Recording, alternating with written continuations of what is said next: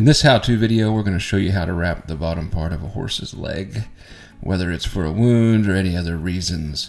Obviously, this horse has a wound. Autumn is flushing it with saline solution right now to knock all the debris off. If your horse has a wound like this, please call your veterinarian before you put anything on it. Usually a cold water garden hose would be fine just to knock the debris off.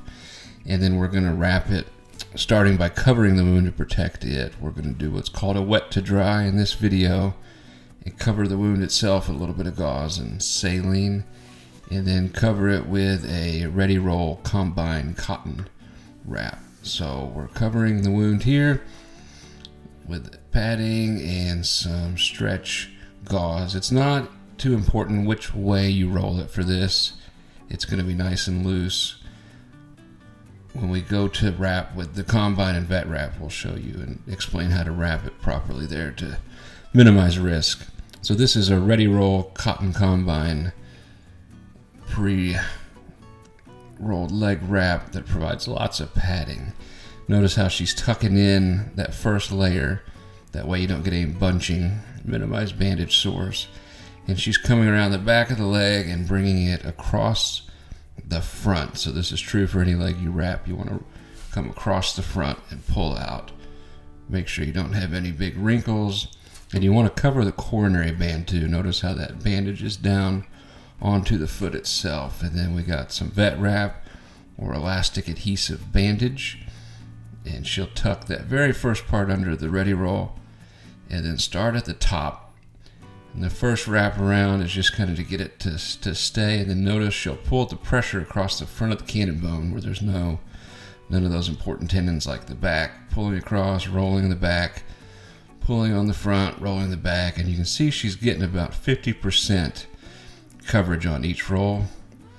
And then she's going back up the leg. And if you do this, you should have just the right amount to end at the very top again. So you get 2 layers on there. And this is where the end will be. And then now we're going to secure this a little bit more with elastic adhesive bandage. So this stuff here is sticky and it has a little bit of stretch. And again, we're not too much pressure, but mainly across the front and overlapping this 50%, catching the hair to keep the bandage from slipping or anything going down in it.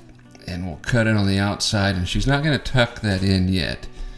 We'll show you in a minute why. And then on the bottom, she grabs some of the heel bulbs back there to get a good grip. And then again, wrapping around.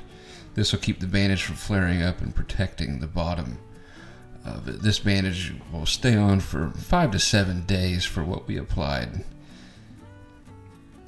And again, once around, and we'll cut it on the outside. And we are going to apply a little bit of super glue. That way these little ends don't come unraveled. The important thing when you're applying the glue is you want to make sure that it goes on top of the bandage, not above it. That way if any of the glue leaks through, it's got all that padding under it. Same thing on the bottom, a little bit of glue. Attach it nice and snug. And that is one beautiful leg wrap.